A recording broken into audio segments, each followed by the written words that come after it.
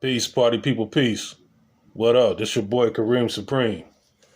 Guess what? Guess what just turned 35 years old. Can y'all believe it? Krushgroove, 35 years old. October 25th. It was released October 25th, 1985.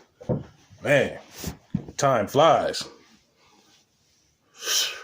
Man, y'all getting old. Y'all getting old. This is one of my favorite movies. Krushgroove and Beat Street was one of my favorite movies that was based on hip hop back in the 80s. Oh, and Wild Style. Wild Style, Krushgroove, and Beat Street. I didn't really care for breaking and rapping and all that other corny shit. I didn't really care for that. Wild Style, Krushgroove, and Beat Street was my three favorite hip hop movies of the 80s. Now, the fascinating thing about Krushgroove, it had an all-star cast. It had Sheila E., Run DMC, the Fat Boys, Curtis Blow. New Edition was in this movie. Full Force was in this movie. As a matter of fact, Full Force was bullies in this movie. It seemed like every movie they played in, they was bullies, beating up people. They was beating up Running Russell Simmons in this movie. They were enforcers. Who else was in this movie? Beaker, the dude that played Beaker, that was the Fat Boys manager in real life. Who else was in this movie? Let me see. Oh, yeah, I said Sheila E. And I'm just going off top of the dome. It was a lot of cameo appearances in this movie. Donnie Simpson had a cameo appearance in this movie. So many others. You know, LL Cool J had a cameo appearance in this movie. It seemed like everybody that was affiliated with Russell Simmons, Jekyll and Hyde was in this movie too. Seemed like everybody that was affiliated with Russell Simmons had a cameo in this movie or had a role in this movie. Blair Underwood was in this movie. The thing that really bothered me to this day, it seemed like everybody that was on the Fresh Fest tour,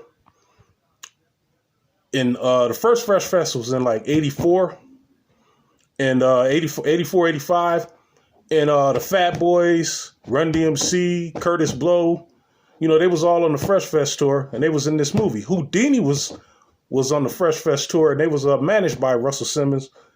But what always bothered me was Houdini wasn't in this movie.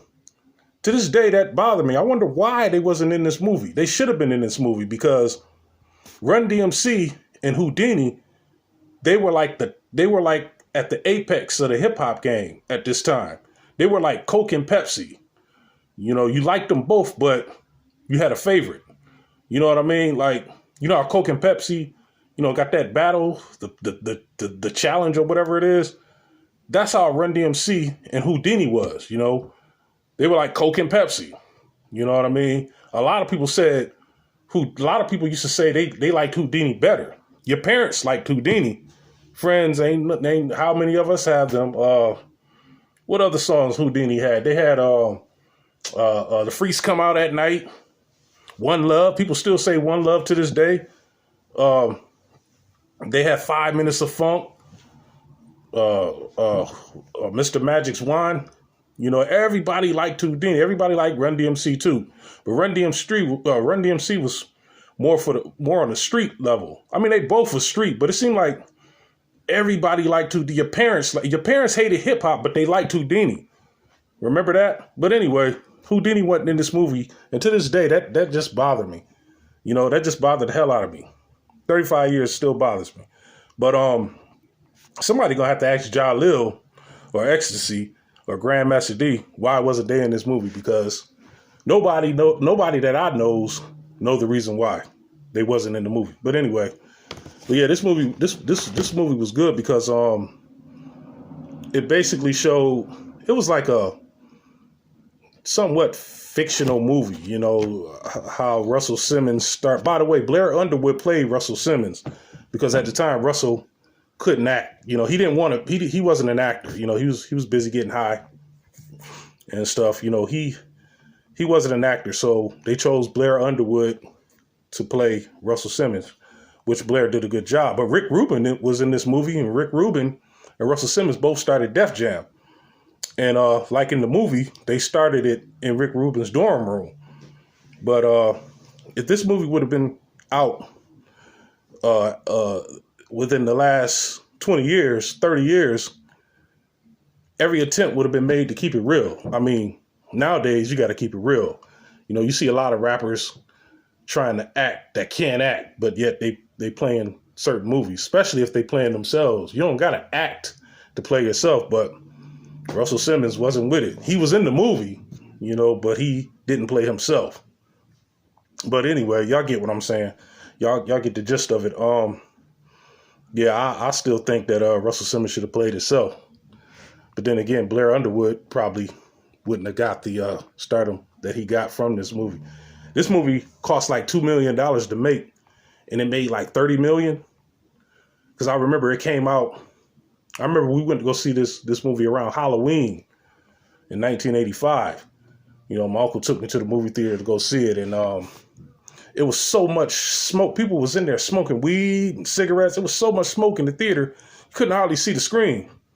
And people were saying, "Oh, there go Run, there go DMC, there go LL. Oh, you see LL in the background." You know what I mean? People talked throughout the whole movie.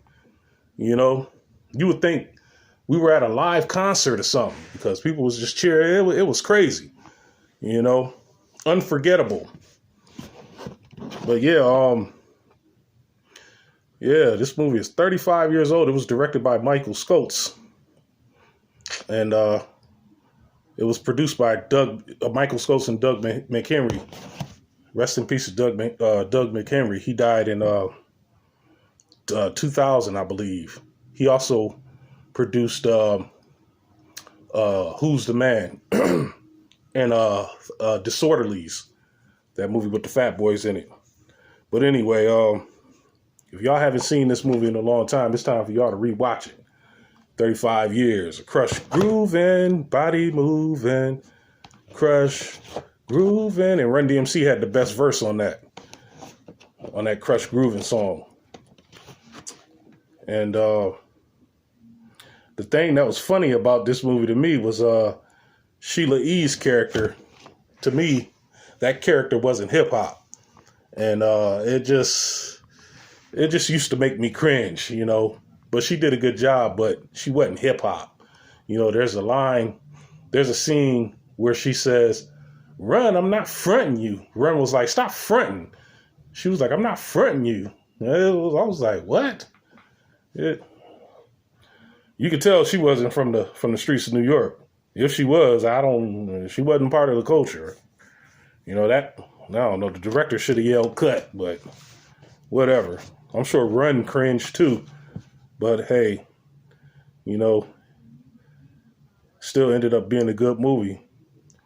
One of my favorite scenes was when the Fat Boys was at that Italian restaurant, Sabaro's, and they ordered all that food. They just was sitting there just eating and eating, all you can eat.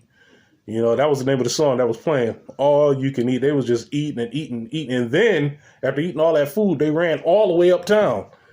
You know, I was like, damn, for them dudes to be eating all that food, they must really don't get full because, you know, shoot, they ran all the way uptown. I think that was an error, but it was funny as hell. The scene that stood out to me was when Run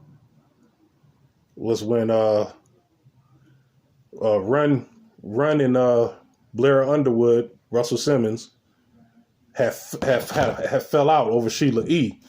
And they was trying to reconcile, and Run went to Rick's dorm room, and he saw Russell Simmons getting beat up by Full Force. And he intervened to help his brother.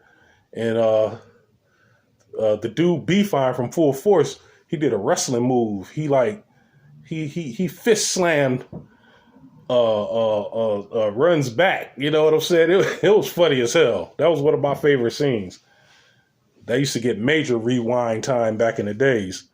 He did like a wrestling move on Run's back, and then he slapped Blair Underwood. It was just funny as hell. Then he was like, next time we're gonna rip your balls all the way off. I was like, damn. Then they was in House Party beating people up. House Party 1 beating people up. House Party 2 kicking people ass.